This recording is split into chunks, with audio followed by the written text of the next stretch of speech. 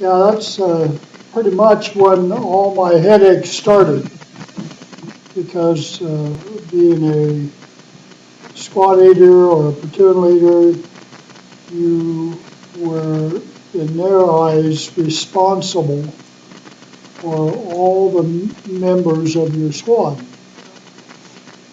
And I had to go down to headquarters frequently to respond to a charge of one of the men had violated. That was one of the disabilities of wood packing. But the other thing would be uh, along the routes to get this wood, marijuana grew wild, and most of us Americans didn't understand or didn't know of marijuana. But one squad was all Puerto Ricans from Puerto Rico, and they knew what marijuana was. So they taught us immediately. So everybody gathered the leaves of the marijuana plant on the wood detail and bring it home and put it in the attic. And once the Chinese discovered this, they raided every squad, cut a hole in the attic paper, the ceiling paper, and confiscated all the marijuana. I'll bet you got in trouble. Well, yeah, if they found the guilty ones, they didn't know which ones were the guilty, so they didn't punish any one individual unless they found them doing that. So after that, with your wood details, you had to watch what you're going to do, but you could get yourself in a lot of trouble. Yeah, we were issued rations monthly, I think. We got a tablespoon of sugar for a month and a package of tobacco from China. And that was all I can think of. I don't think we had any other seasoning of any kind. Sugar was the main thing, and everybody traded for sugar. Some people wound up with a lot of sugar, and the people that didn't like sugar gave it, they traded. Uh-huh. Sometimes it was hard to come up with the only things you had were they made steamed bread ever so often, and it was baked in a steam oven instead of heat. It was heat, but heat from the fire heated the water, and it was the steam from the water that baked it. So it was totally different than our baked bread, but it was good. It was similar to bread. So that was another commodity that we may have traded. Uh, the food, that would have been hard to keep food to trade. So, but the sugar and bread, tobacco was most of the commodities that we could trade to have a larger quantity. A tablespoon of sugar isn't very much. So you really had to ration yourself to use it.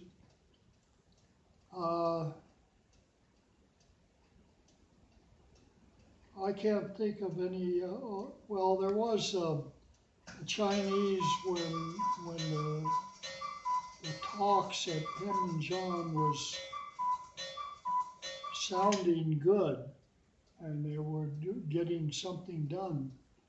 The Chinese would kind of have a celebration that they were the responsible parties for making it good.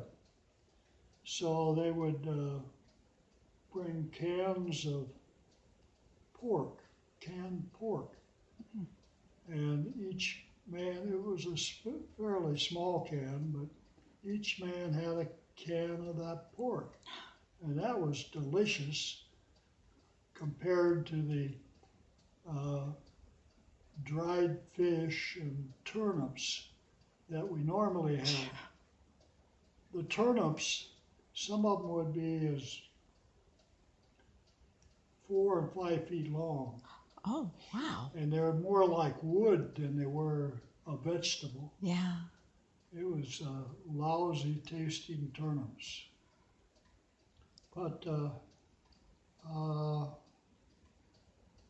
when they did the brainwashing sessions, which lasted months and months and months, that was when I'd be woken up in the middle of the night and requested to go to headquarters for interrogation. And it was this brainwashing session what was taking place. So they would question you on your life at home and what you did and how you did it. And then they would compare what they could do and try to make you think that their way was better. That's what brainwashing is all about, convincing you that their way of life was better than yours. Yeah. So that went on for months and months and months, and finally they gave up on it. And now I'm glad, because sometimes it was 5 and 6 sessions all night long. And then you were expected to continue normal practice in daytime, and you had to fall out for exercise every morning. And then you had to give a report of your squad, and if anybody was sick, and all of that. But that's what life went on in Changsong, North Korea. And I was, I don't know why some things after that, when the peace talks finally succeeded and they signed to stop fighting, I can't remember the process of travel from the camp to the railroad yards. I cannot remember that. I don't know why. But they loaded us on trains and took us to Panmunjom, further south, Pyongyang. And I can't remember the train trip, but it took place, I know, but I cannot, I don't know why my mind cannot remember that. And I remember the day of crossing the line and crossing over that bridge that everybody talked about. And we got to the other side, and we were given the opportunity to have showers and get rid of all of our Chinese uniforms and get military uniforms back. The Chinese did the same, but they started stripping all the clothes off on that bridge and throwing them over the bridge. So they made a big thing of it. But the count was 7 Chinese to 1 American. Wow. That was the rate of exchange. So there was a lot more Chinese than Americans that were prisoners of war. After the exchange, a general come in and welcomed us home, and then we were put on helicopters and flown to what they had another camps set up for all of us to spend some time before we got shipped home. So that all took place, and then I think it was 7 days on a ship coming home. Wow. And got to Frisco and got to meet with my family and come home. And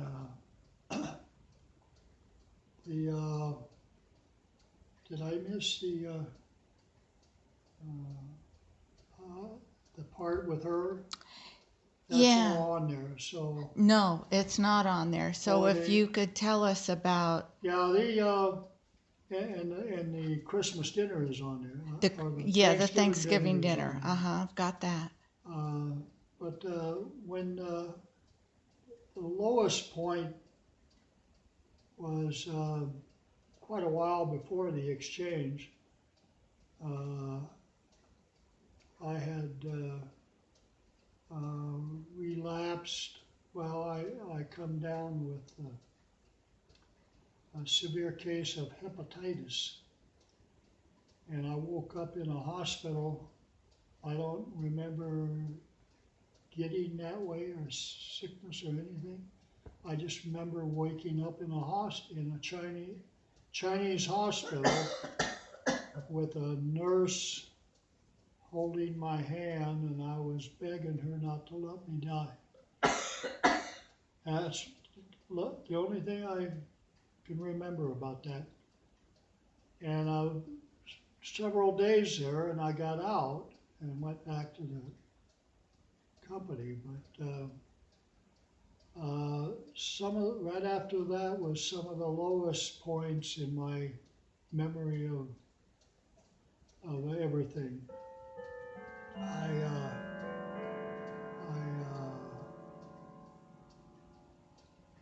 pretty much had given up on life because the talks were not good. Everything I could hear was not good. I had a lot of problems with the fellow people I had in my room. They weren't liking me. They weren't wanting to work with me on any way. And everything was down. And I couldn't, I had pretty much given up. I was ready to leave. I was ready to die. And that one day, the person that delivered the mail opened the door and told me I had a letter. And I can't remember, but I think I had her picture and another girl's picture. And I don't know when I got them or where I got them, but I had them in my wallet or whatever. And her letter sparked life back in me. It gave me the desire to live. And it was amazing. It was amazing. Did you ever tell her about getting that letter once you got home? Well, I can't remember. I get kind of choked up when I remember it. And but she knows. She knows. I don't know where to go from here.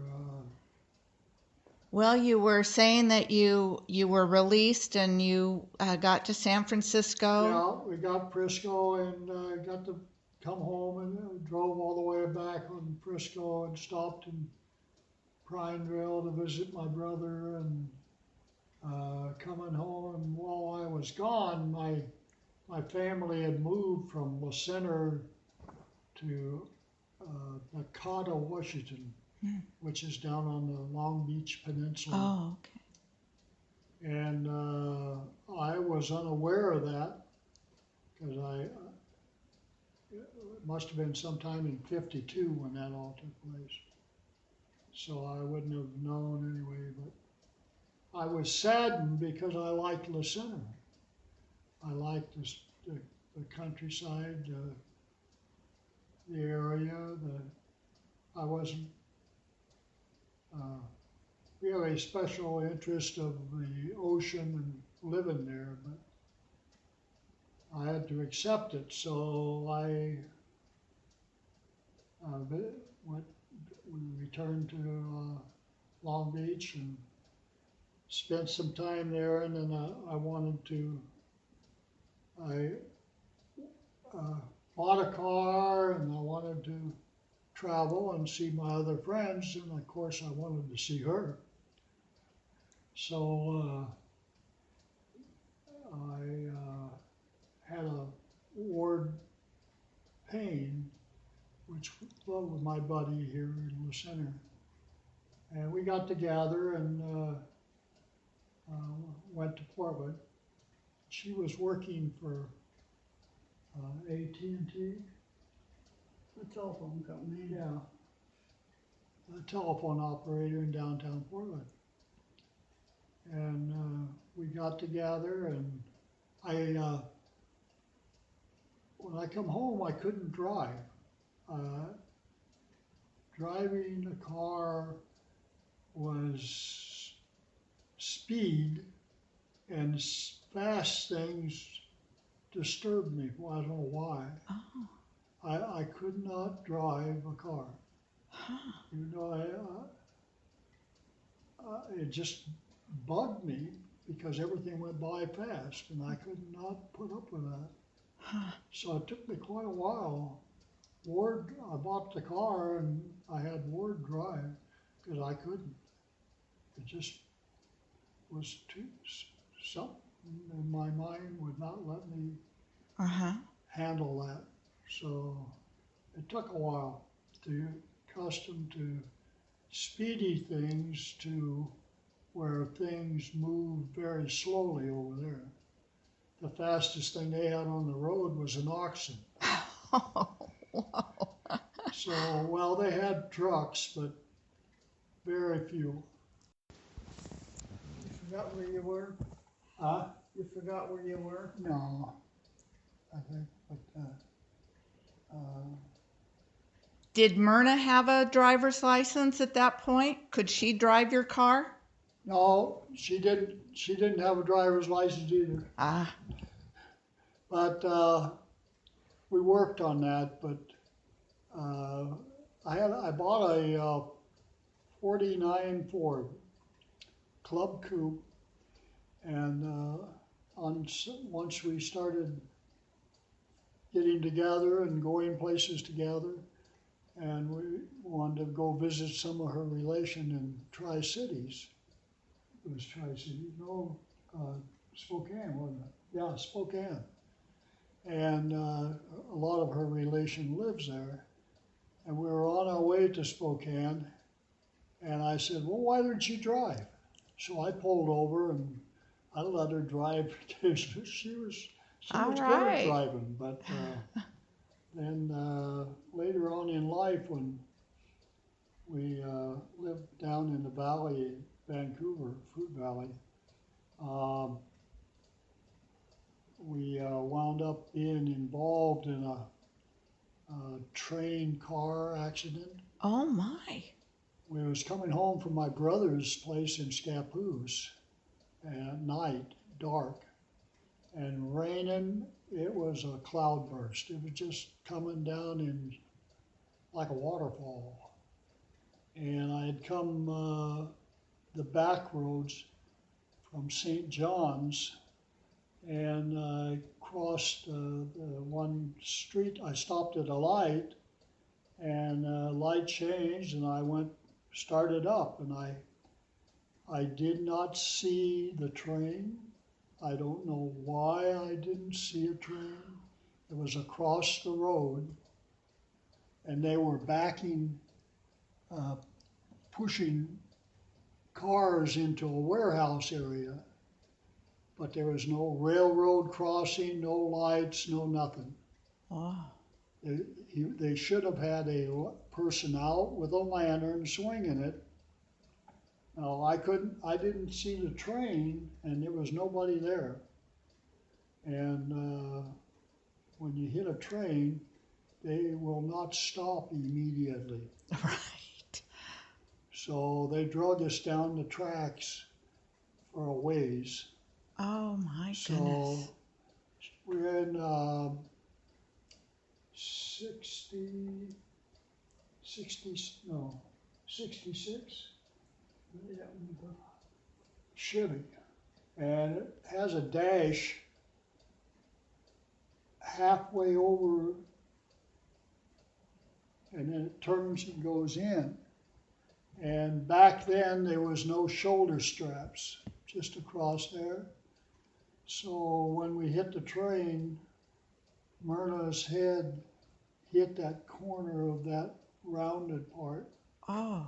So she broke all of her Oh. jaws and teeth and nose and everything. So Oh my I could hear her screaming. But the hood came through the windshield and caught me right at the nose level, Uh-huh. and it knocked me completely out of it. Wow. I was out for 3 days, Wow. and I could hear her, even though I was out, I could hear her screaming. And I didn't know what to do, you know. Sure. So we had 3 of our kids with us. Our oldest daughter was home.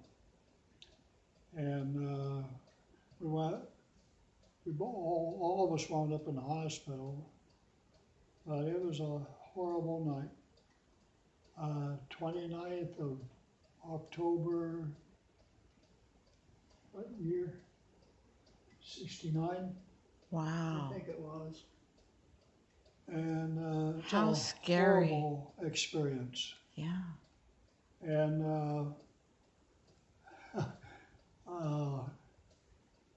a lot of legal things took place after that, and it was all orchestrated by the railroad. Sure. I even went to a lawyer that worked for the railroad. Whoa. How I did went that to work? a relative and asked him for a lawyer's name, and he too was working for the railroad, and I didn't know it. Wow. So nothing. $10,000, Wow. and he took half of it. Yeah. Wow. And it was a sad experience when you don't. I never had any experience of doing that, so you don't know what to do. Sure. So I had to ask friends, and they, but she came through it. She was in the ER the whole month. She had to have surgery after surgery after surgery to put her face back together. Oh. And Wow. all the time that I saw her, her head was like a big watermelon. You could not see any feature. You couldn't see even nose, Oh. Wow. eyes, mouth, and nothing. It was just a sad, and we communicated this way. Yeah. Just touching. Needless to say, I don't remember this. No, I can imagine no, that. she don't. But it was a change. So all you can do is adjust to it and go on. And all the kids had glass removal. I had to have a lot of glass removal. Yeah, all my arms, and I didn't realize that happened. Yeah. But the glass embeds itself, and you don't even know it until puffs out and it wants out of there, so you got to go have it taken out. And boy, that's a lot of process. Yeah. And the legal stuff, and yeah, it's a pain. But I was working, but I couldn't go to work. But and then my work insurance, they put the cap on the real disappointment, as they requested me to allow them to pay medical because my other insurance ran out, and they wanted the hospital and doctors and everybody wanted money, so they found where I worked, and they had to have my permission to do it. And you don't have a permit, I mean, don't have a decision, you have to if you don't have the money. Right. So, but when I did that, their doctor, so-called doctor that works for insurance companies, decided that she needed to leave the hospital. Oh. Well, she was all wired together in her mouth yet. And they wanted her out of there so they didn't have to pay any more money. Mm. And they told me, don't let her get sick. You have to cut them wires or she'll drown in her. Oh. Hmm. And that was a horrible feeling of responsibility. Sure. So I don't think I slept. I had to stay awake to make sure she didn't get sick.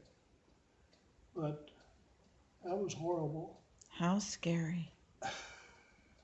Wow. But we survived. Yeah, I did the best I could do.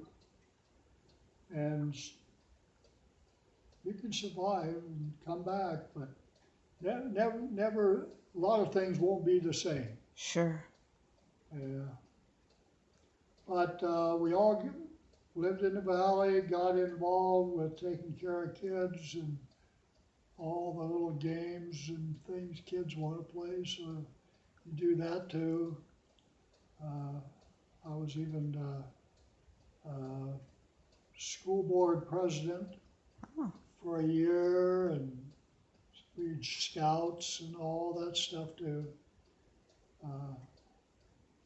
The young boys, they would get themselves in trouble, and we'd have to answer to that. But that's the best That's part life. of life, really. When you're raising kids, Right. that is the best part of life, because you get to see, you get a lot of rewards just seeing what your kids can do. But You got very involved in the community by getting involved with the Grange and the museum. oh yeah. I had some more pictures here that I was from when we decided to move back to La Center. We got tired of Vancouver. It was just a lot of people, and we wanted more quiet, free time, and so we came out here and looked to see if there was any houses.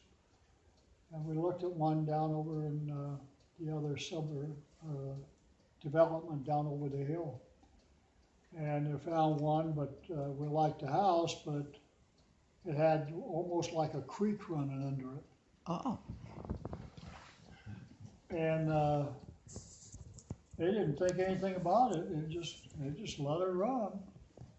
But I don't think I want a creek running under my new house. Yeah. So we came up here, and this is the last house on 15th Circle for sale. And we looked at it and saw it, and we loved it. And it has water underneath, but you got to know why. And this hillside, there's a lot of springs. And springs are caused by trees growing. Okay. The trees are what draws water to the surface. You don't need electricity or nothing else. It draws water to the surface. Uh-huh. And once the trees are all gone, the springs are still there, but most of them dry up. But if you dig down a little ways, and that's what they do when they put a house in, they dig down and they hit those spring pockets, and it takes a while for it to dry up again. And so underneath the one side of the house, there's water that accumulates in the wet season. But they got a drain there for it to drain out, so I don't think there's a problem. When we moved out here, we looked around to see what we could get involved in. And one of the first things was the Lions, which we were nominated for Melvin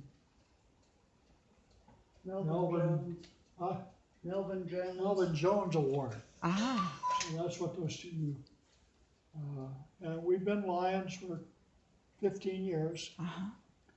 But we also were in the process of belonging to the Lions. The Lions met in the La Center Grange. So I got acquainted with the La Center Grange people. So in the process of that, I was a Lion and doing a lot of things with the Lions group. I decided to get involved with the La Center Grange. And the La Center Grange is one of the oldest granges in the state of Washington. Is that right? I had the opportunity of reading 5 or 6 of the books, secretarial books, that were written by those secretarial people by the first mayor wife of La Center. Oh, I'll be darned. And I learned a lot of things that took place. I didn't know what a grange was, but it was developed by a politician in Washington, D.C., a senator or a congressman or something. One of those people originally started a grange. And it's a spin-off of the Masons organization. Okay. And both of them have, to my estimation, some weird procedures. And the one I understand is if they have a member that they dislike, they can remove them by playing a little game with marbles. What? And it's putting marbles in a box with a divider. And they shake the box, and if a black marble goes to that other side, he will be removed without any questions or anything.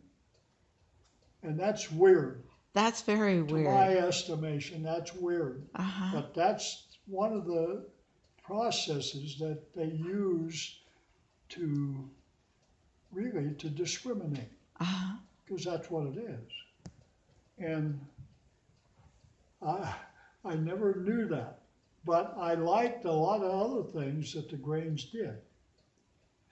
And one of our amazing ventures was go to a state Grange convention, and it was in northern Washington, right next to the border of Canada.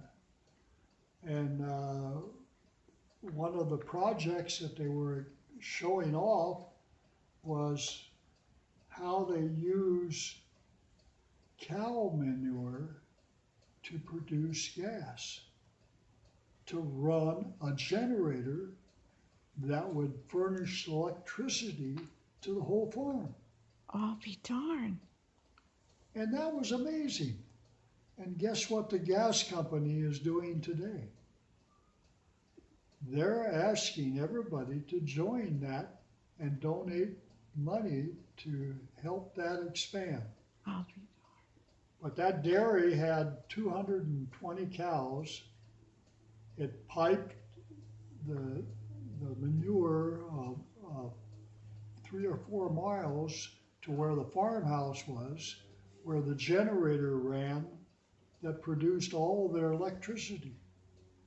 And then they Wow. had even more to put into the pool of the PUD. I'll be darned. So it's amazing what they can come up with. You know, Yeah. a man is a worker, they're challenged to achieve a goal, and a lot of times they do it, Yeah. and that's what it's all about. But the Grange had they had a weird procedure of their officers. They had to go through a certain procedure every meeting, and it was different, but it was learning things and associating with other people that lived in the area. So we got to know a lot of people. I've got some pictures here of some of the Grange members. There was our last master. They called the guy that ran a master. Uh-huh. There's one with all of us, a Christmas party, one of our last Christmas parties. Yeah, this is one of the some of the last things we did at the Grange. And this is the Grange, you know where that's at, right beside Yeah. that. And I was, oh boy, trying to remember the position. I can't do it. You have a master and other officers that did, and I was like just under the master, and I had a performing job to take care of for him. And we had Don Fagerness as a master there. He had been that way, I think, for 12 years. Uh-huh. And then we gathered. You've heard of her. Oh, yes. Margaret was also a Grange member. Margaret Koff. Yeah. She had a big heart Yeah. for museums especially. And she also in the Grange, and as the officer that I was, I asked Margaret one day, I said, Margaret, can you help us financially to improve the Grange? And she said, well, what do you need? And I come up and gave her the answer to that.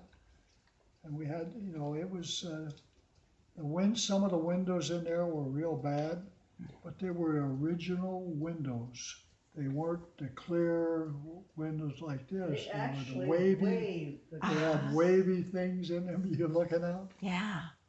And I wanted to save them for old things need saved. Uh-huh. So I wanted to save them. So I took I think I had 3. And when I got Margaret to donate some money for that, well, I goaded one of the old family members, Bill Barnhart, Okay.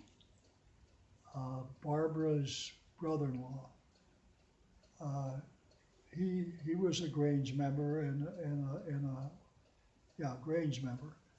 And he had a lot of input, so I said one day to Bill, I says, hey, Bill, Grange needs some things done. Could you donate some? And I said, you put some money in, I'll match you. So he said, well, how much you put in? Well, 5,000. Wow. No, 500. Bill says, I can do that. He had a milk can at home where they threw all their change, $500. Is that right? He took it down to the bank, cashed it in. That's a lot of coin. I went down and matched it. So that was a start. Then I asked Margaret if she could help. And she wanted to know what, and I said all the different things that needed updated. And she went home and talked apparently to Bob or Dick, probably both. But Well, the Grange had a couple of problems. Both sides, when they poured the concrete, and back when they poured that concrete, they had people that did it was really not experienced at it, but they did the best they could. But on the inside, some of the forms gave way and the walls wound up getting thicker than normal. oh, And the walls were not sealed, so water seeped through both walls. oh no. So that was one thing that we wanted to fix. The windows were the other ones. The building needed some more attention, and we just couldn't come up with enough money. So Margaret got Bob to talk to Dick, and Dick told him, go ahead. So they went down both sides, dug a trench down both sides, and then Margaret complained they only had one restroom, was downstairs, a little narrow stepway to going downstairs. That's where the kitchen was and the table and everything. But it was a dreary process to get to the bathroom. So Margaret said, can you put one upstairs? And they did. And they've come in with a big machine that they cut the whole front of the wall, the building off, picked it up and moved it and set it against your museum. Oh my gosh. They propped it against there while they dug out the rest of it, poured new concrete, new steps, and redid the whole thing, extended 6 feet further to the street, took that front and put it back on it. Oh my gosh. What That's a Rolf's process. did. And then put the bridge from the parking lot into the building. And we put in 30,000. Wow. And the Colfs did 130,000. My gosh. So I put in a new heat pump, and that cost $8,000. And the Grange, it's in the Grange minutes that the Grange would pay me back for that 8,000. And then we had, when Don got bad and couldn't be run for Grange Master no more, they had to have another election. And I was thinking of it, but then I couldn't come up with somebody that would be secretary.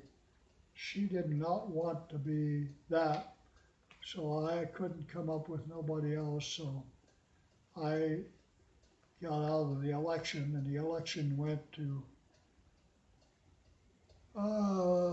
Margaret and the Colfs had Mrs. Smith, I think her name is a real estate agent. Well, she's a Grange member or a museum member too. I think. Her husband is, I know. But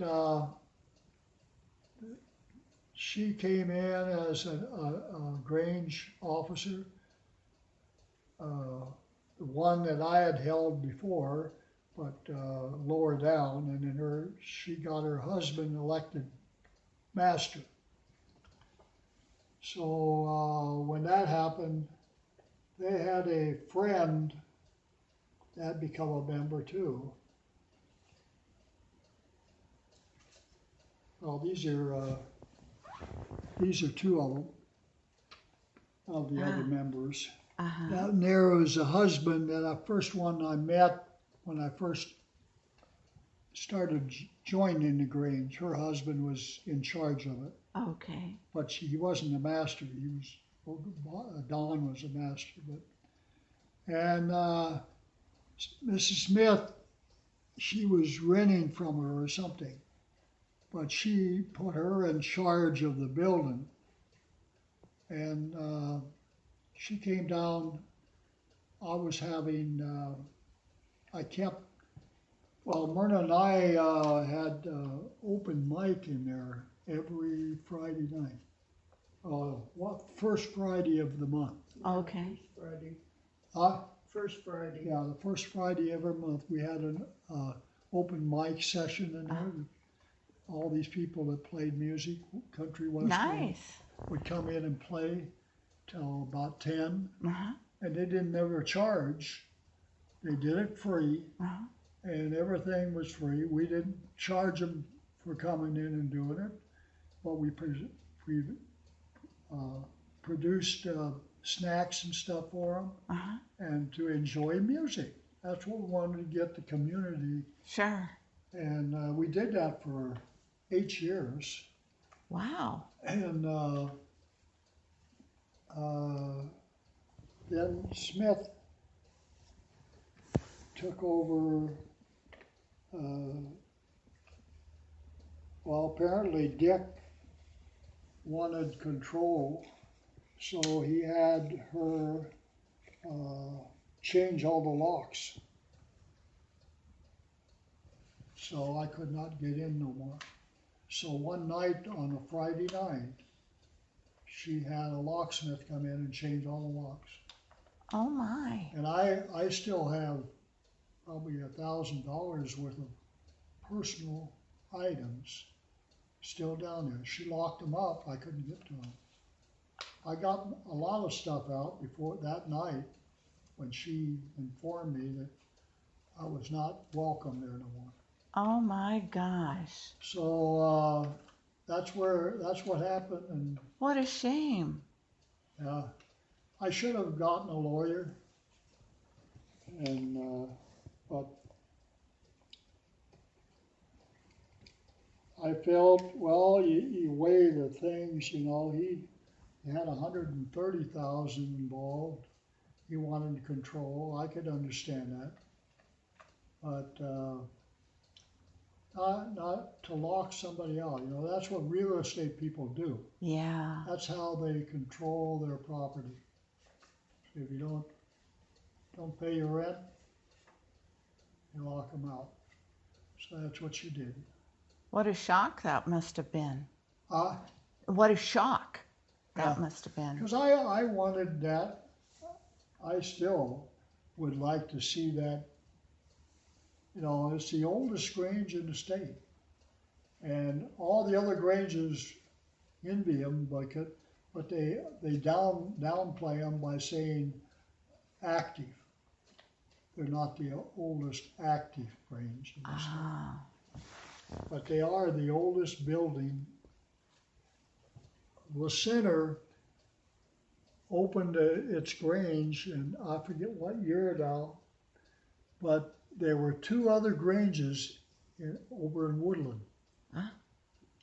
And when La Center opened, it closed both of those granges because the people apparently lived closer to the La Center.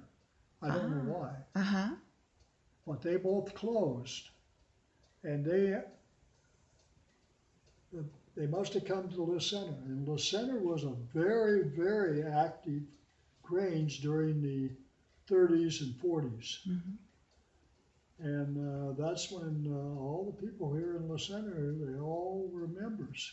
And it was designed to help farmers, really, what it was all about. But they had some weird sessions, like the marbles, and they had that equipment down there, so I got to see it. Uh-huh. That's what's amazing. And there were 5 books of that, went back to 1800s, and I wished, and when they took control of the building, that was the first thing they took out of it, was those 5 books. I had it organized. It was improving. I put all new windows in it. I had siding. The back part of it was rough siding, plywood, and it was warping and it looked yucky. It had a big sign on the east side of it facing the highway, and Bill Barnow was the one that put that up. Big letters saying La Center Grange and when they're open. And I redid a whole bunch of stuff, but it was all physical labor. It wasn't, yeah, I wanted to see, I paid $6,000 for not an architect, a home designer Uh-huh. to evaluate and give me prints for redoing the building. And we had it 2 different phases, and I paid all that prints, $6,000 Wow. for 5 copies of the prints that he wanted they were going to do. Uh-huh. I still got the prints. Huh. But that's not going to get done. I wished I could go to the State Grange owns it. I don't know what Dick do, if he went there and bought it or what, but they still control it. Ah. That real estate, Smith has still got the keys. Uh-huh. So everything, we used to have the Lions meeting there and AA meet there. I had the kitchen totally redone. I moved my stove down there and put in it Is that right? and bought a new one. Uh-huh. And yeah, I had a lot of new stuff, but can't use any of it. Wow. And I wish that would happen, you know. The Grange needs a bigger place to meet and have functions. Yeah. And that Grange, the museum, Uh-huh. and the museum needs it. And I wish that was my target. That's what I was going to do. Uh-huh. If Margaret had lived a few years longer, I think we could have done it. But that's what I wanted to happen, because it sits right next to it, you know. I think the museum had some of its first meetings there. Uh-huh, they did. And How did you get involved with the museum? well, I'm one of the founding members. Yep, when Barbara decided to have a museum in La Center, and we had our meetings, and we decided we were going to do it, and Barbara was determined, and she was a driving force behind everything. Uh-huh. So I was 100% for it. I already belonged to the North Clark Museum. Oh, uh-huh. You ever been there? Yes, I have. It's wonderful. That's where we had our 50th wedding anniversary. Nice. We got married in what's the town name? Stevenson? Yeah. Back then, in the 50s, you could go to Stevenson and get married in one day. You could get your license, go across the street to a justice of the peace. They don't have justice of the peace no more. Uh-huh. And get married, and that's what we did. We talked over, and we, at that time in our lives, we didn't want a big fancy wedding and all that process and money, Uh-huh. and we went up there and got married. So the kid used to dog us, they say, when are you guys gonna get married? We were illegally married, but, so on our 50th, we went up to North Clark, and we were members up there. Uh-huh. In fact, I was president of it one year. We got married and had our reception in Woodland at the Oak Tree, and rode home in a limousine. And all that Nice. good stuff. Well, your nephew married us. Yeah, Oh. my nephew from Prineville. Uh-huh. He was studying and to become a minister, Uh-huh. and he came up and married us. How nice. And we had fun. That's And, great. And we had our 60th out there at Summit Grove. Uh-huh. But coming up January, we'll have 65. Wow, that's a lot of time. But I don't know where I left off, but what did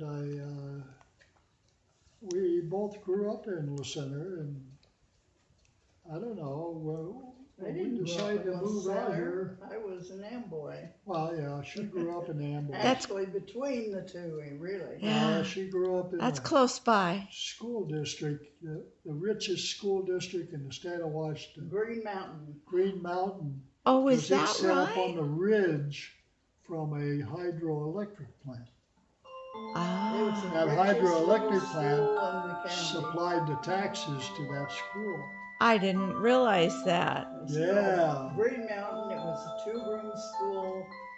The first Went to room the went 8th grade. from first That's to all I know. fourth, and then the big room Uh-huh. went from fifth through the 8th.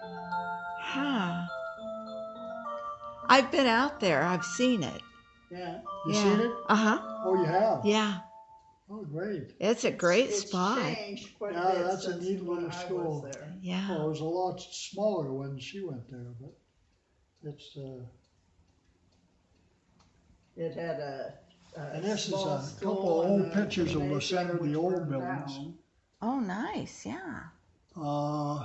This is the old hotel, and there's the skating rink. Uh-huh. And the people that opened the North Clark Museum is her parents, Oh, okay. Frank and Roberta Emmerich. Right. Well, Roberta grew up in La Center. Uh-huh. Her parents had the skating rink and that hotel. Yeah. That's where they. That was great. It's too bad that that went away, Yeah, you know. yeah. I'll often,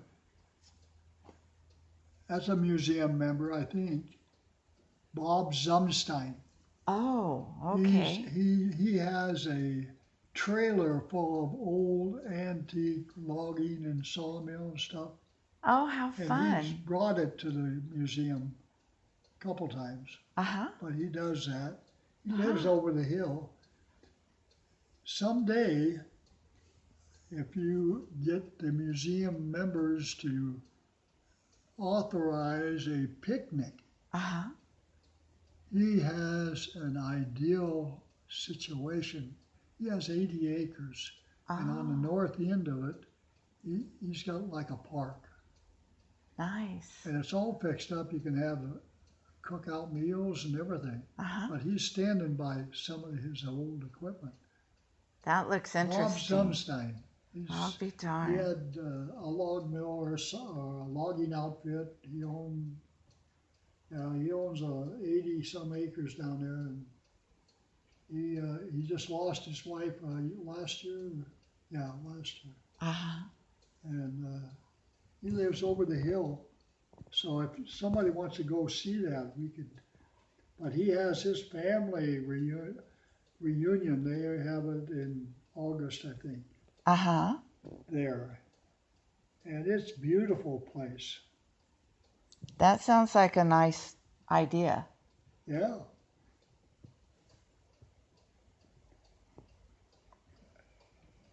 Uh, the other park, Louisville Park,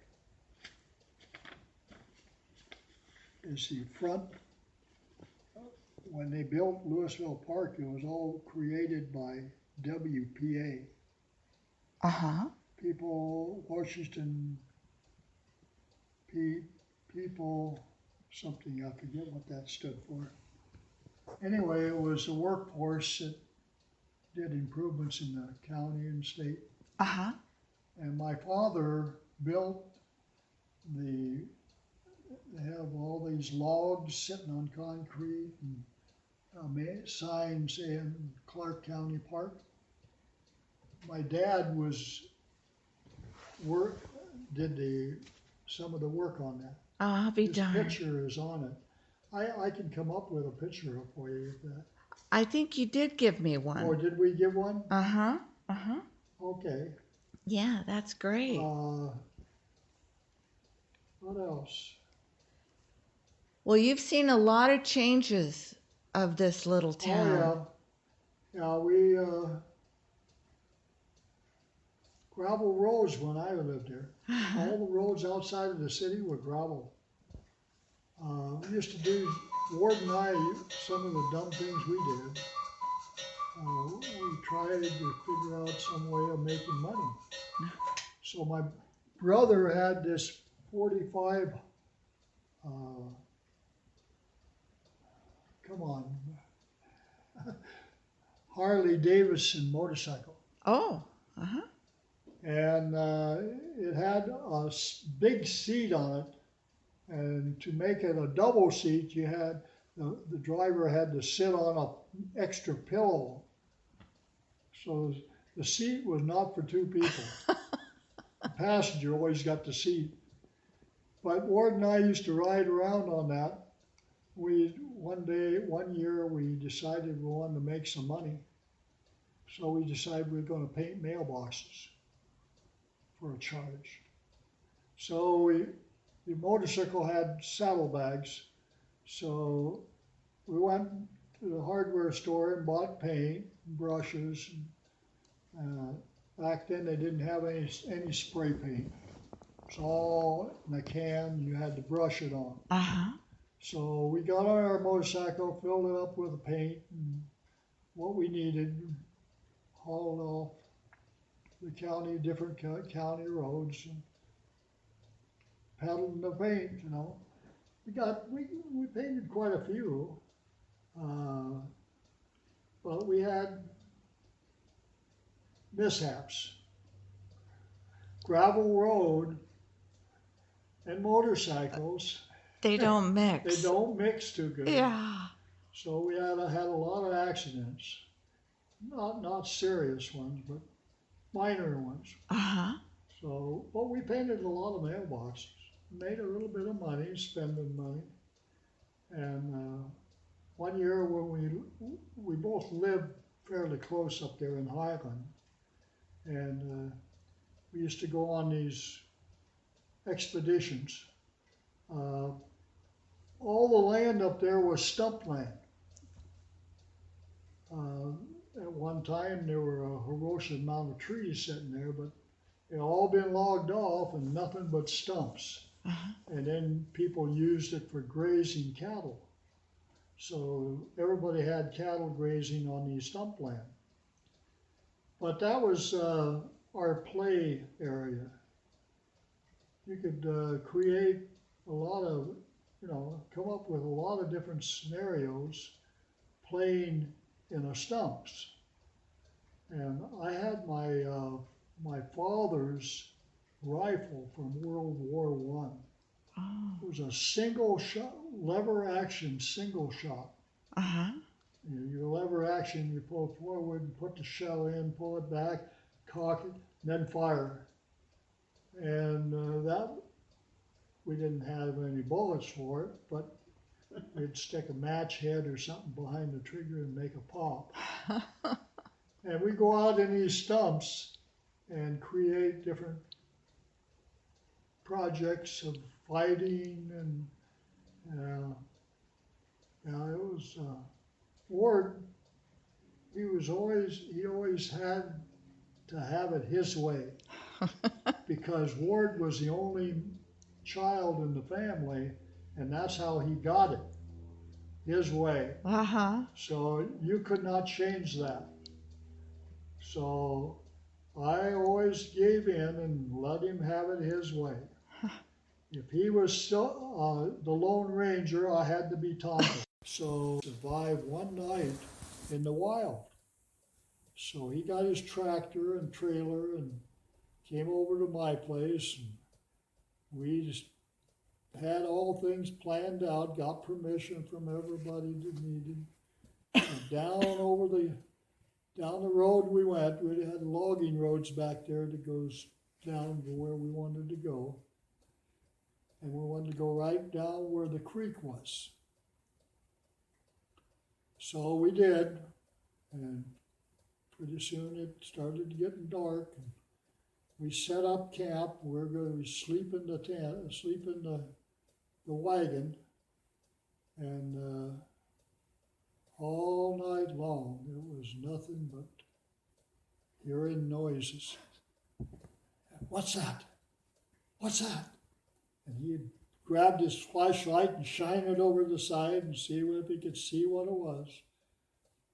Next morning we got up, and all around in the mud by the creek, bear and cougar and coyote tracks.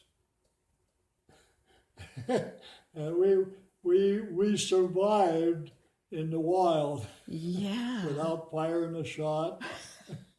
So we were pretty brave little satisfied characters. So we come up out of there, and boy, it was rough, but we survived it. That's the things you do when you're kids. Great adventures. Yeah. One thing I used to love, well, I always wanted to fly and never got the opportunity. But we used to climb to a top of a fir tree and slide down. Because you know how a tree, it tapered. Uh-huh. And you get to the top, you can slide down the boughs of the tree and you'll never get hurt. Really? You gotta grab on occasionally to slow you down, keep the speed down. But it's like floating. And it's the best feeling I ever had. Oh my gosh. And I did it often. And some of the experiences of trying to fly, we had a big garage, all made out of logs. And it was pretty high. I don't know how, 10, 20, 15 feet high. And I had a ladder that reached up there. And I found this great big umbrella. Do you ever try that? No. I'm just picturing it in my mind. But I put a whole bunch of hay down there on the ground because I knew it was going to be hard. Uh-huh. And I jumped off, and the umbrella did its normal thing.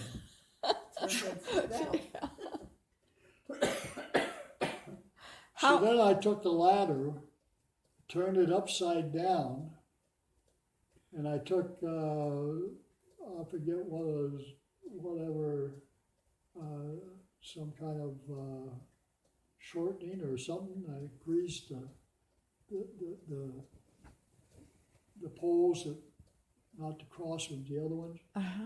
And then I got a old tire and slid down that ladder. Well, then you never get down all the way, you run off the side. I couldn't figure out how to keep it on its track. So I gave up on that. Dear. I just kept insisting. But back then, everything we got was from the earth. We didn't have to go to the store and buy a lot of stuff.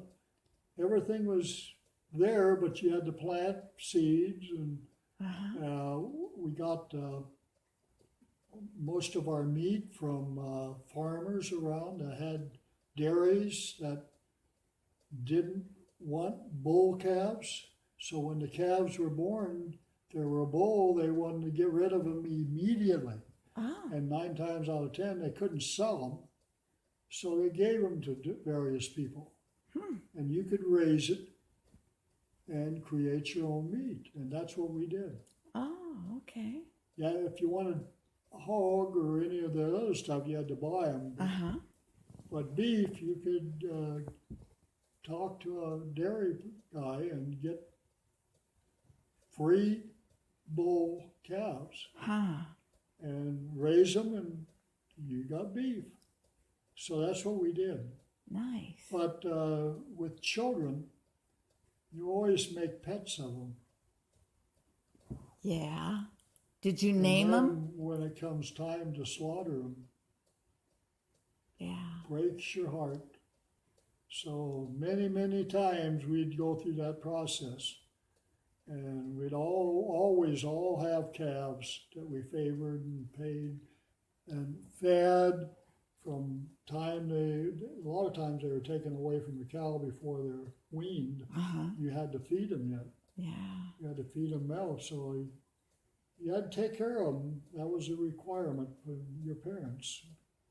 But sad time came when they had to be When they butcher your baby. butcher your baby. Yeah.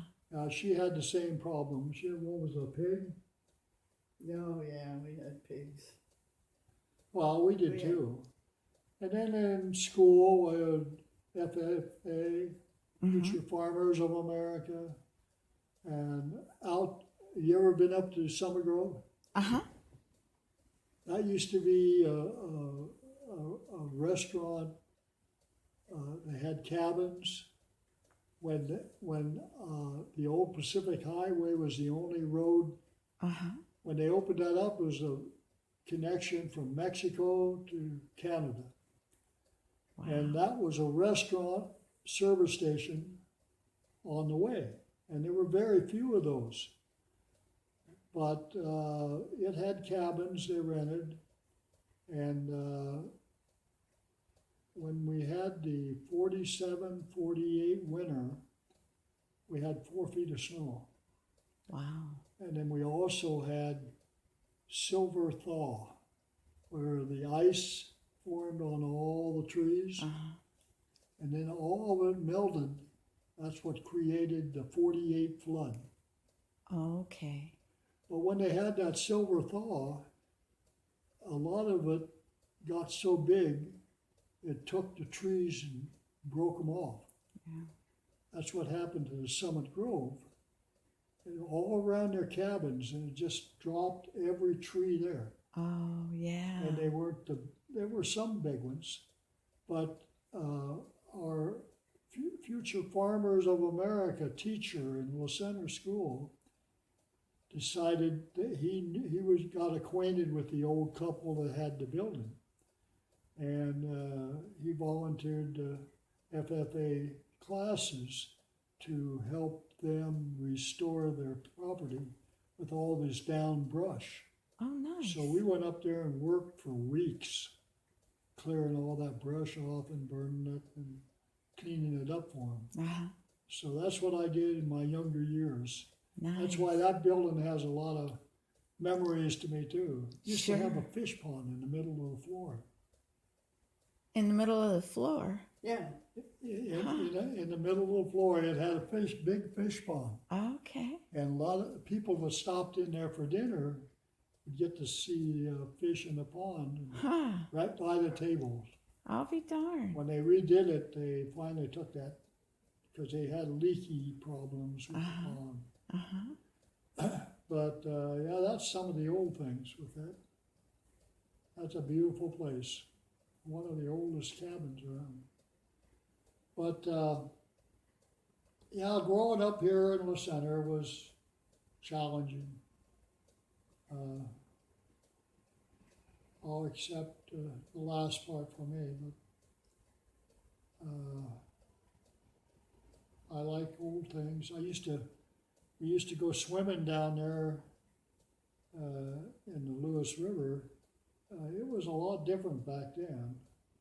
And there was an old couple who lived right beside the river. Their names were Browns. And you always did most of your swimming in their front yard. Uh-huh. Their property went right to the water. Yeah, they enjoyed watching people swim. But that was a good old days. How many bridges have you known here? I know that they changed the bridge several times. No, it's only been changed once since Since the you. last time. Okay. Yeah, the bridge before that. Uh-huh. Yeah, it went straight across over where Tom's house is. Uh-huh.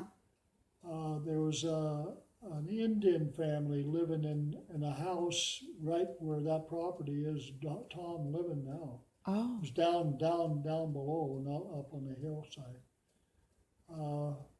And the road turned and went windy. You been down over there? Yeah. That curve up there, all them curves up Uh-huh. there. We used to ride the Greyhound bus. Used Uh-huh. to come out here, go by here, and that's how my mother and we did all our traveling, was on Greyhound. Uh-huh. So we had to catch the Greyhound bus downtown, and we go up them curves. We'd get sick every time. Yeah, I was gonna say. Because the old bus driver, he hit them curves fast. And man, oh man, that curve would do it every time. Hmm. But yeah, it was different. But I had that motorcycle. I had a bad experience on the bridge going across. I had my brother on my back behind me, and the motorcycle carburetor had you turn the knob to get more speed. Well, the wire on that worked the carburetor broke halfway across the bridge, and it caused the carburetor to go wide open. So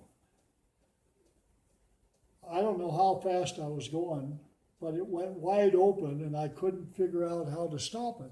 Wow. So I reached down to pull the spark plugs and got shocked. The amount of electricity it was generating.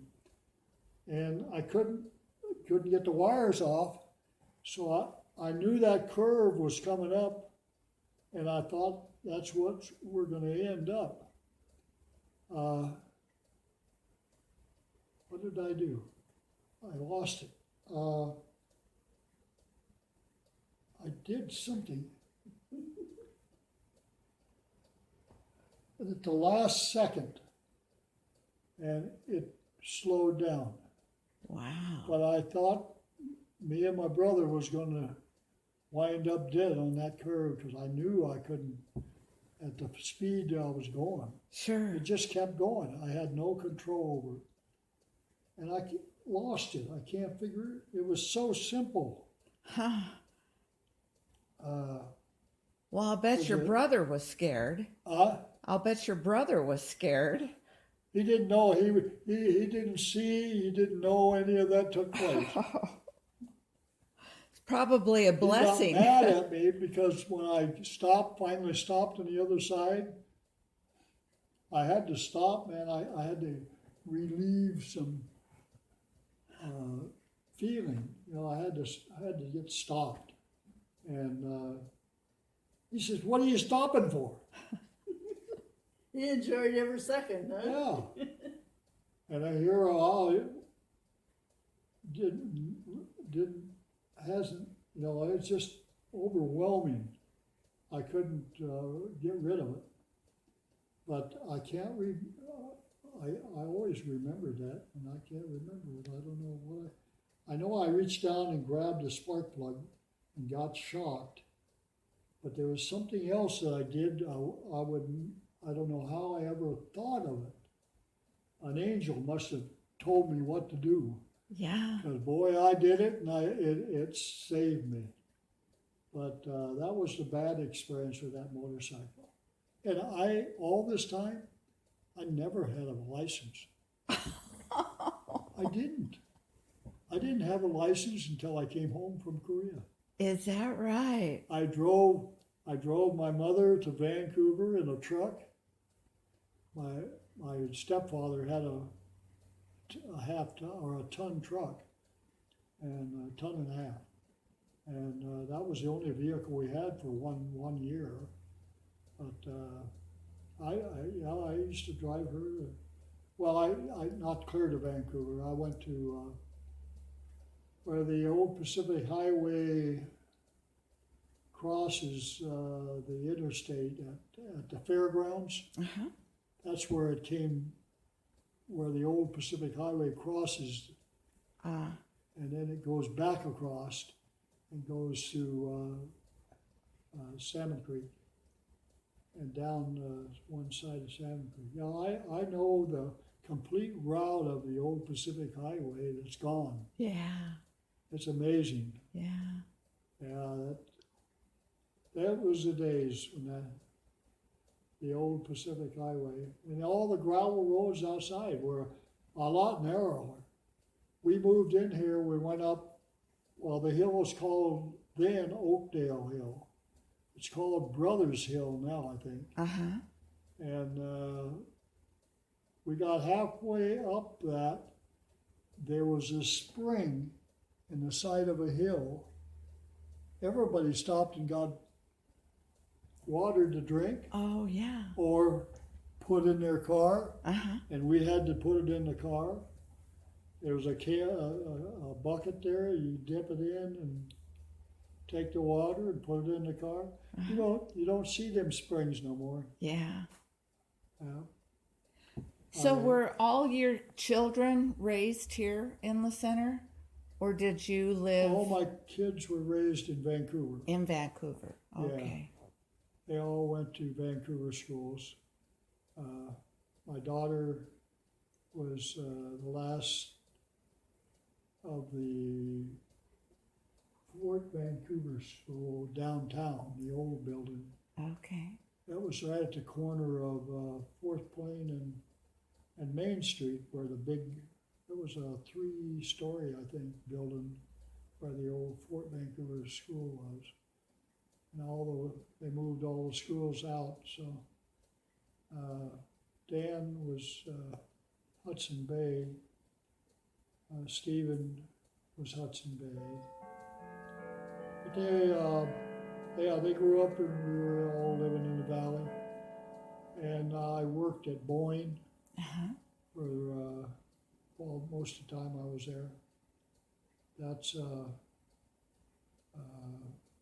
That was a good experience because I came home from Korea. I was unemployed for a year. And they had what they called 26 for 26. $26 for 26 weeks. That was unemployment. Oh. So I was unemployed for a whole year of 54, I was unemployed. I found a job in 55, I think it was May of 55, and Iron Fireman Manufacturing in Portland. And they built coal stoves. But they didn't produce them here no more. They moved it all back east, and they were doing parts for Boeing aircraft, making small parts. Mm-hmm. That's what we were doing, and I went to work there in '55. I worked 3 months, got laid off 3 months, then went back, and I was there for 39 years. I didn't never get to fly my own airplane, but I got to make a lot of parts for a lot of airplanes. The first jet aircraft, commercial aircraft Boeing built, that was a 707, and I worked on it. All I built right. parts for it. The main, they call them, my old mind don't want to work, control stands. Uh-huh. They sit between the pilot and co-pilot. They got the throttle levers on it. And that wheel is the pilot, co-pilot wheel. Uh-huh. And it comes on a bigger assembly. It's got a tube that goes down. Rudder pedals are down on the floor. I built them. I built that. The aisle stand, that's what it was called. It had all the controls for the pilot and the co-pilot. And it was in a separate little container. And I built them for the 707, 727, 737, Oh, wow. 747, 57, 67, and 777. Oh, my gosh. Wow. Yeah, a lot of airplanes. That's a lot of And the airplanes. B-52. Is that The right? B-52 was way back there, right after the 707, 727. Uh-huh. That's when they built the B-52, and it's still flying. So this wheel that you're referring to is Pardon? the plaque that you're referring to, the wheel. Was that a special award? That That was you when I were- retired. That's Oh. his retirement. That's a retirement, but they have the time wrong. They got 38, I think. Oh, And actually, I had 39 and 10 months. huh. And they didn't, well, what it was, when you belong to a union, a company will not take any time lost for that. You will not get credit for it. So they take that away from you, but I didn't think I ever spent that much time, on strike or all of that. It was not pleasant times, but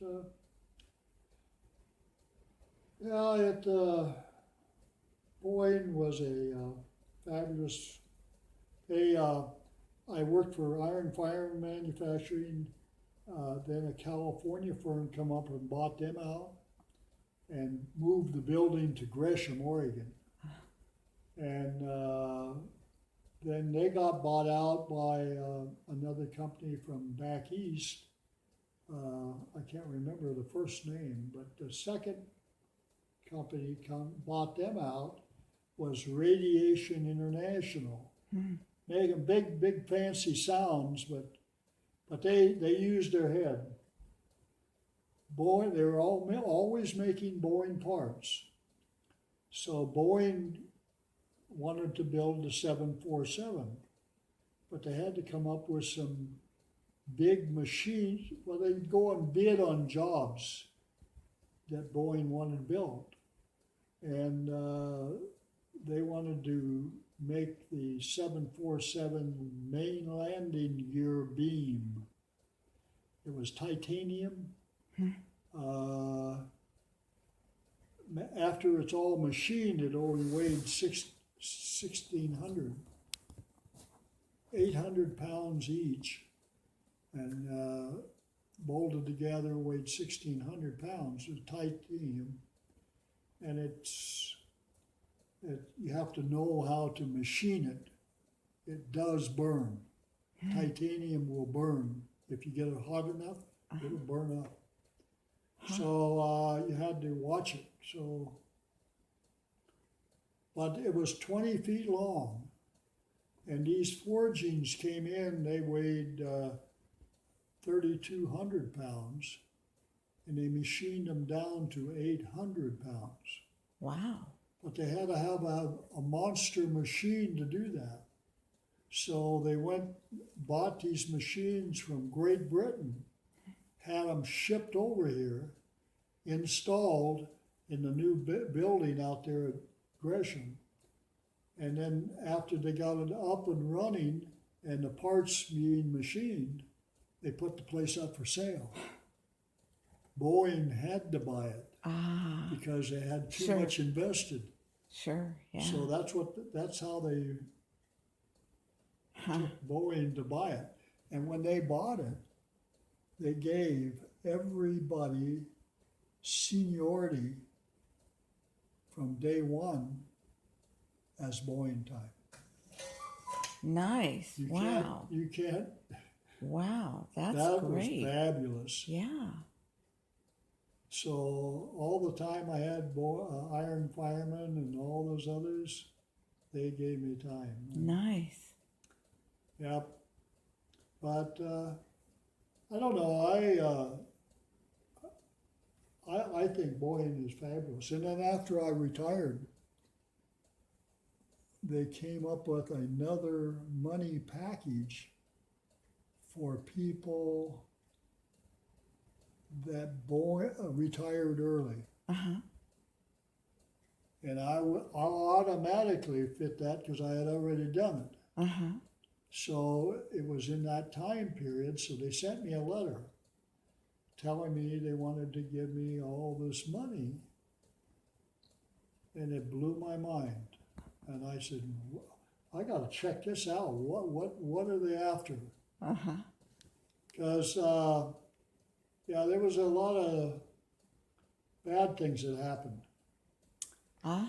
Back when it was one of these other companies, I was running this machine, a big drill press, and I was drilling rudder pedal arms, and they were on me to maintain a certain finish on the metal, and they had a lot of rejects, so I was trying to accommodate them. And I was in the middle of a cut. I had the drill press has got this big handles that feed the drill. And I had a reamer about that long. The reamer is about halfway up, and it's got a big long pilot on it, clear through the part. And this chip wound around the reamer, and I could not get it off. I had to hold the handle down with this hand. I had a little hook device that I'd reach in and grab that chip. Well, the turning of the reamer unhooked the chip, so I couldn't get it pulled off with that little tool. So I put the blade, the cutting blade was way down below the part. So it was just a smooth shaft up here where that chip was.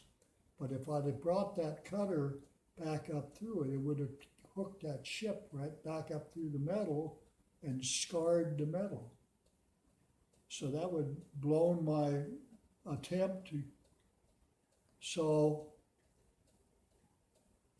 I knew that it was smooth shaft. The cutty was way down below. As long as I held that down, I reached in with my fingers and grabbed the chip and pulled it out. And then I had my fingers feeling the reamer turning, and the supervisor came up and told me he wanted me to stop that job and go on to do another job, and the instruction for that other job was so complicated, I couldn't understand it. So he walked away, and the minute he walked away, I could not relate to what he said, and I wanted to find out what I missed. And I let go with this hand, and I still had this hand in there on the blade. And I just shucked my finger right off. Oh, wow.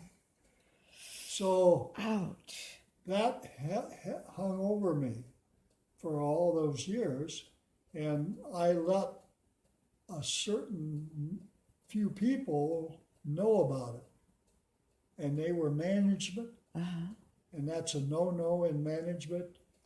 You're not supposed to interrupt an operator in process until he finished his process. Then you can, and I never did complain, I never did sue, but I could.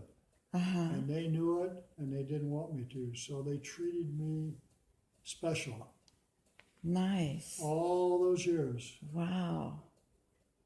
I had a lot of people dislike me because I did that. And I didn't do anything to the company, but a lot of people knew I was holding it, they knew I was holding it over their head. I wasn't. Yeah. I didn't threaten them with it or nothing. But I knew it was wrong.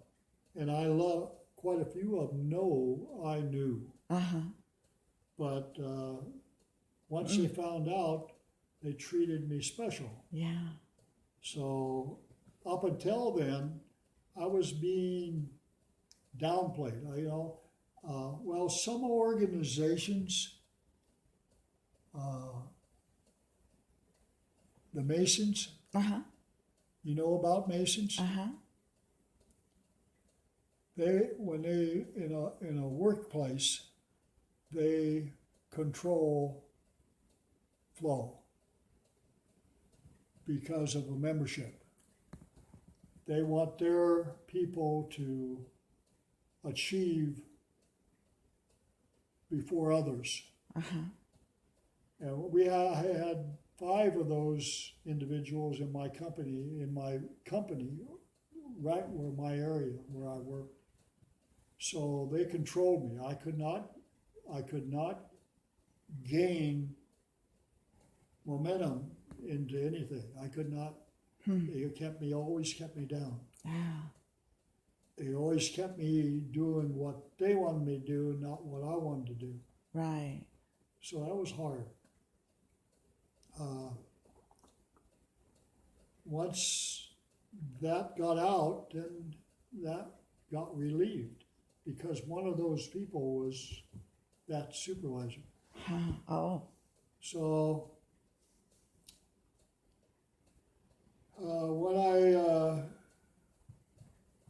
one that time I thought I'd find out. This one kid told me that I should leave, not be holding them to that, through the side effect. But I said, well, I don't think that's true. I don't think you're right. I don't think that's what's going on. So I had to prove it to myself. So this engineer came out of the office one day talking to me about a project on the jobs that I were doing. And he said, I'm going to go up north tomorrow. We wanted to get some more work in here on that one beam. And we wanted to install more brackets. And he says, you want to go with me? Well, the process of going up north, you had to go through the front office to get their approval, and they had to sign up and fill out all this paperwork. And I didn't. So I was going to see if they was going to fire me. Oh, so you didn't fill out the paperwork. I just he showed up the next morning, coming to the plant, walked in, he said, "You ready to go?" I said, "Yeah." The supervisor said, "Where are you going?" "I'm going up north." "You got permission?" "No." And I told him why and all that, and he said, "Okay." But when I came back, it was a whole different story. So he tried to get me. He wanted to nail me, Right. but it didn't happen. Because the general manager knew, and he wasn't gonna see if I would retaliate. Yeah, He knew he had to retaliate if he fired me, sure. so I didn't. Wow. But he's the one that presented me with that, the general manager. He's from Canada. He was a Canadian. But yeah, I had a good operation with everybody, but few people. This one guy, he was from Montana, and he didn't like me the way I operated.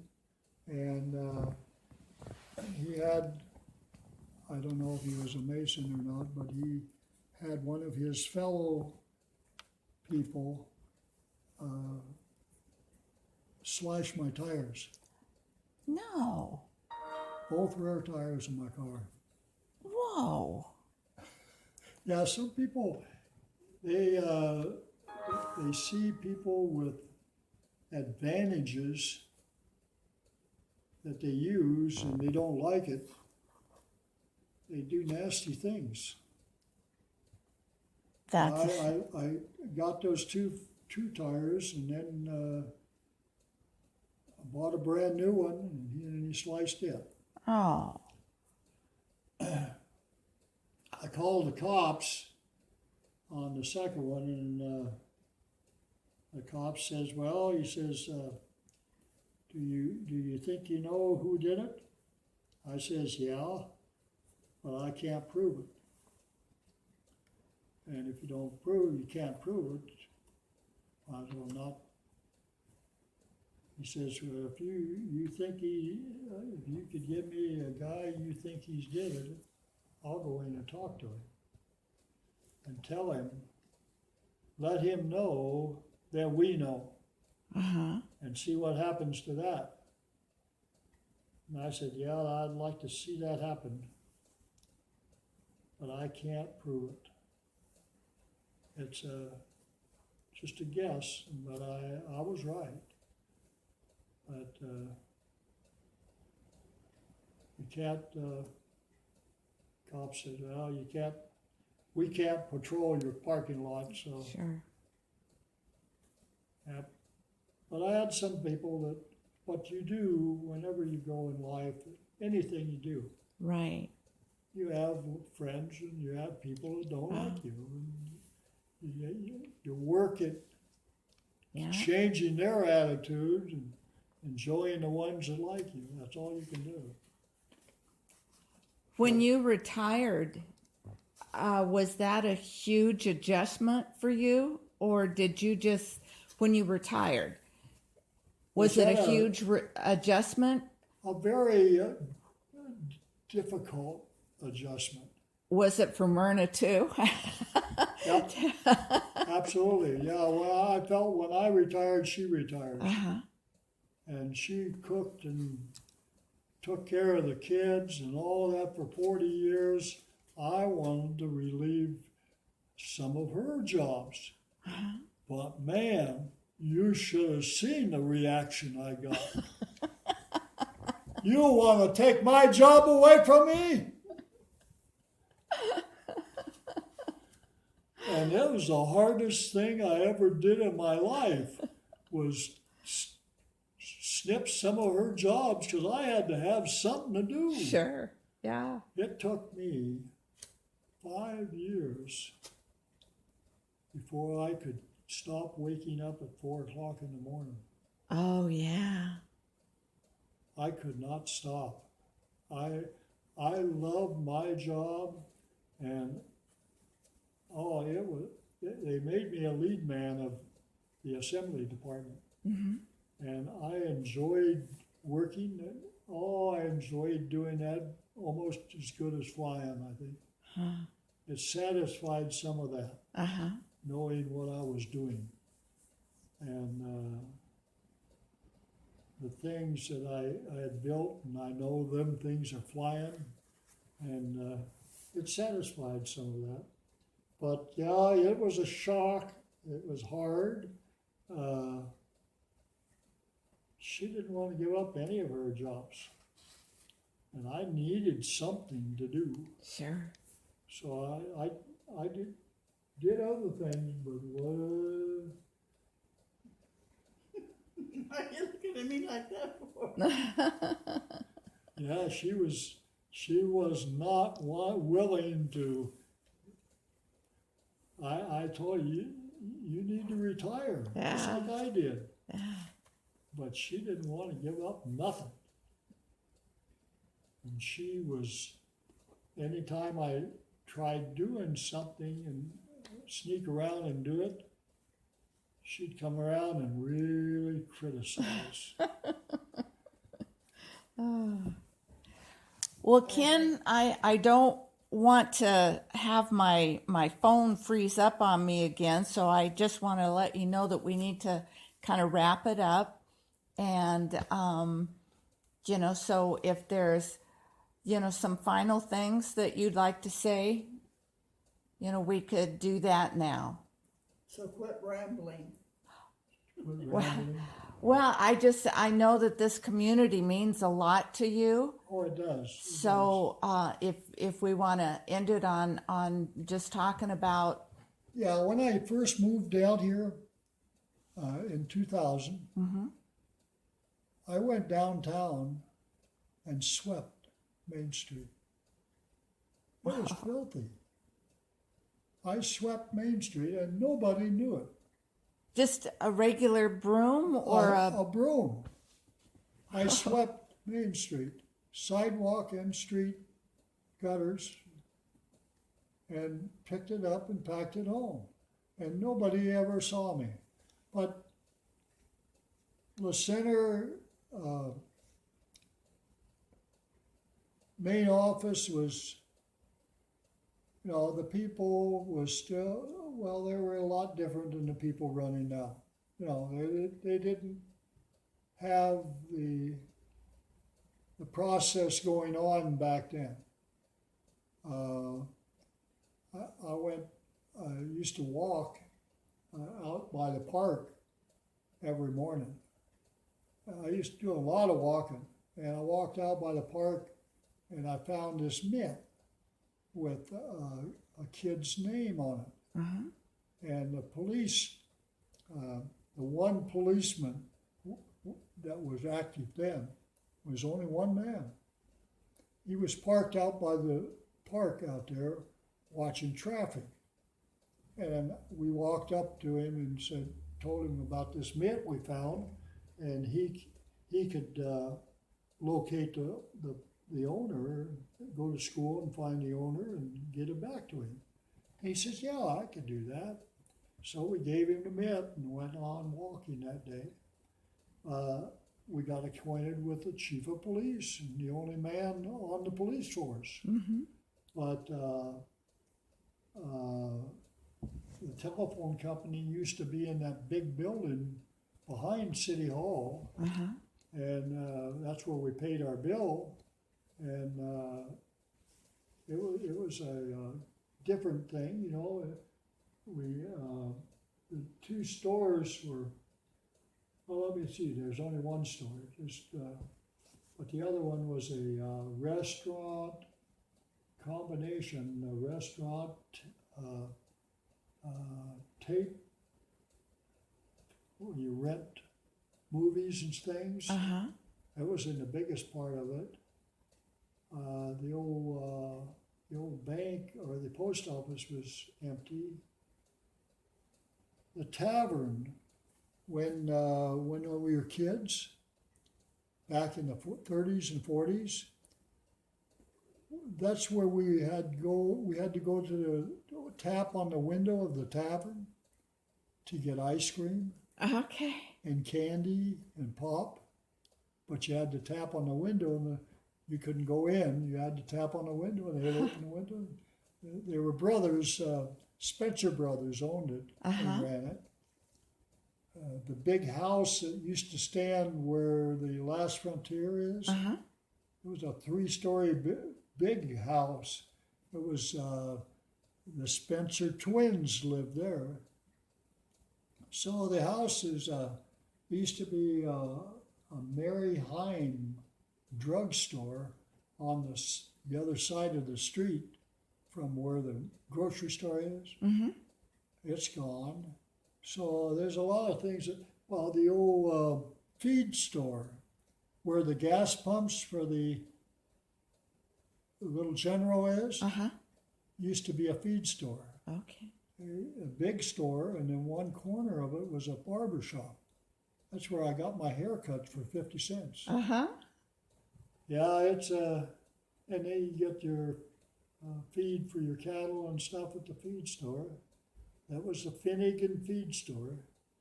The church was right across the street. Uh-huh. I remember going there every Sunday. We one time, well, I delivered papers in downtown for quite a few years. Uh-huh. On a Sunday, it was I had to get help with my brother. He helped me on that. I lived out past the Anderson farm up there, and I borrowed the family Chevrolet 39, I think it was, to take the Sunday paper out that morning, and I turned around where the old hospital used to be. Uh-huh. That's where the Chevron is now. And I drove up in the driveway to turn around and backed out and stuck it in gear and bang! I let out my clutch the wrong time. Uh-oh. Broke the gear, broke the axle, Oh. snapped the axle right at the wheel. Oh, wow. Oh, that was the end of That that. was a bad time for Sunday morning. Yeah. But yeah, we did all those crazy things, deliver papers. You knew everybody though. You knew everybody that lived in town. Uh-huh. So I delivered to the Oregonian. Yeah, I'm very, all done? No, we're good. I'm all very partial to the old town because I've seen so many of its good days. So many of the people are gone. You miss all of them. You miss some of the old procedures that you did on the farm, you know, you don't, yeah, things change and I don't know, you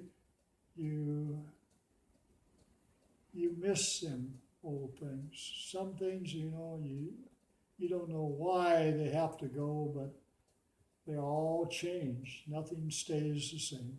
Time marches on. Yeah, yeah. But yeah, I always loved this part of the country. It was life. You know? Well, Ken, I really appreciate you taking all this time and telling me about your experience here and your life. I've been fascinated with it. And Well, I have a big spot in my heart for museums yeah, because you know you gotta protect and pass on what's happened in your life about other people. That's what life is all about: is enjoying people and sure. what God has created, and it is a beautiful place. It is. And I think we should have more time to understand and enjoy what we have been given free of charge, never costing us. You know, you used to be able to have free water, but now we have to pay for it. And have trees that pump that water for us, never charged us, but we cut the trees down, the water quit flowing. That's it's hard. It's hard to give up. It's hard to give. Is it better, or is it's progress, but is it better? Yeah. It costs more. You know, everything costs. That's what it's all about.